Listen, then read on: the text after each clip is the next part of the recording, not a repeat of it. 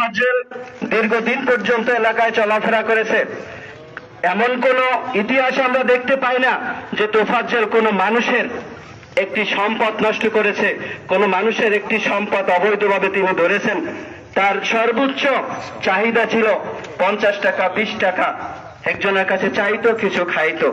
প্রিয় ভাইয়ের আমার, আজকের যারা এই জানাজায় উপস্থিত হয়েছেন সকলের কাছে সজোরে অনুরোধ জানাচ্ছি যে এলাকায়ও যদি এরকম কোনো আমরা ঘটনা দেখতে পাই যে একটি চোর বা একটি কোনো সন্দেহের বশবর্তী, সন্দেহের উপর নির্ভর করে এরকম দুর্ঘটনা আর যেন দ্বিতীয়বার পুনরাবৃত্তি না হয়, আমরা সবাই সচেষ্ট থাকব। প্রিয় উপস্থিতি, আমরা কি এই তোফাজ্জল হত্যার বিচার চাই? কে কে চাই? তো আমরা যদি তোফাজ্জল হত্যার বিচার চাই, আমরা যদি বিচার চেয়েই থাকি, তাহলে আমি আপনাদেরকে জোর অনুরোধ জানাবো যে এই জানাজা শেষে আমরা চরদানি বাজারে স্থানে, হোন্ডা স্থানে আমরা একটি মানববন্ধনের আয়োজন করেছি। আমি আশা করব চরদানি সকল মানুষের পক্ষ থেকে আপনাদেরকে অনুরোধ জানাবো যে প্রত্যেকটা মানুষ এই মানববন্ধনে আজকের অংশগ্রহণ করবেন তো ইনশাআল্লাহ। আমরা জানাজা শেষেই দাফন কাজে যারা যাবে তারা ব্যতীত সকল মানুষ আমরা হোন্ডা স্থানে চলে যাব। এখানে যারা আলোচনা করতে পারেন নাই আপনাদেরকে সেখানে আলোচনা করার সুযোগ দেওয়া হবে। সবাই ভালো থাকবেন, ধন্যবাদ। আসসালামু আলাইকুম ওয়া রাহমাতুল্লাহ। সবাই লাইনে যান। আলহামদুলিল্লাহ ওয়া কাফা ওয়া সালামুন আলা ইবাদিহিল্লাযিনা ইসতাফা, আম্মা বাদ। আউযু বিল্লাহি মিনাশ শাইতানির রাজীম। বিসমিল্লাহির রহমানির রহিম। কুল্লু নাফসিন যায়িকাতুল মাউত। মোহতারাম, আজকের এই বিশাল জানাজায় যারা একত্রিত হয়েছে, আল্লাহর কাছে দোয়া করি আল্লাহ তাআলা এই জানাজাকে কবুল করেন, বলেন আমিন।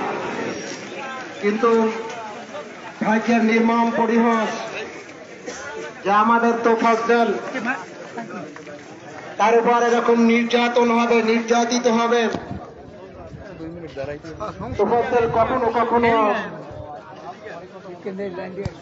মাছের বাজারে যাইতো, বলে একটা মাছ পাইলে নিজের ছোট্ট ভাইয়ের ছেলেদের কাছে নিয়ে যাইতো, বলে এই মাছটা তোমরা খাও। ভাগ্যের নির্মম পরিহাস, বাবা মারা গেল, মাও মারা গেল।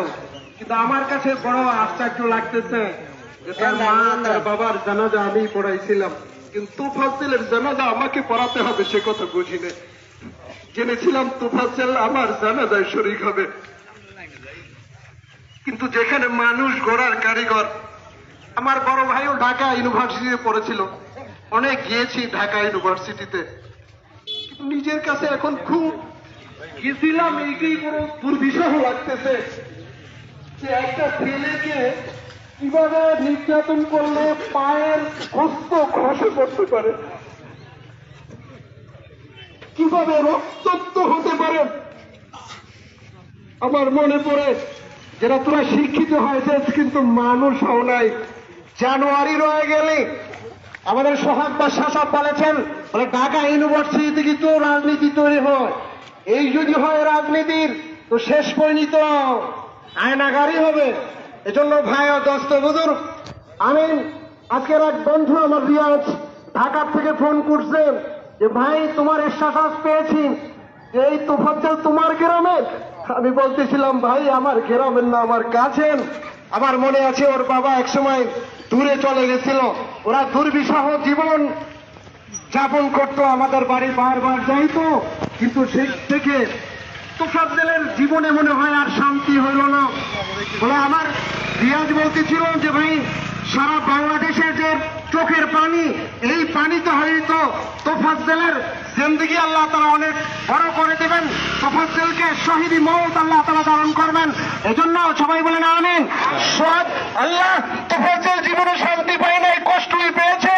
ও আরশে আজিমের মালিক, তুমি তাকে জান্নাতের সর্বোচ্চ মাকাম দিয়ে আল্লাহ তাআলা জান্নাতুল ফেরদাউস নসিব করো, তাহলে আমাদের এই কষ্ট, আমাদের রক্তক্ষরণ, আমাদের চোখের পানি একটু হয়তো শান্তি পাবে। আখির দাওয়ানা আলহামদুলিল্লাহি রাব্বিল আলামিন। এখন জানাজা হবে, জানাজার পরেই আমাদের র্যালি হবে। আল্লাহ তাআলা আমাদের জানাজার মধ্যে সকলকে অংশগ্রহণ করার তৌফিক দান করুক। আমাদের রাস্তায় যারা বের হয়েছেন এখনই জানাজা হবে, জানাজা হবে।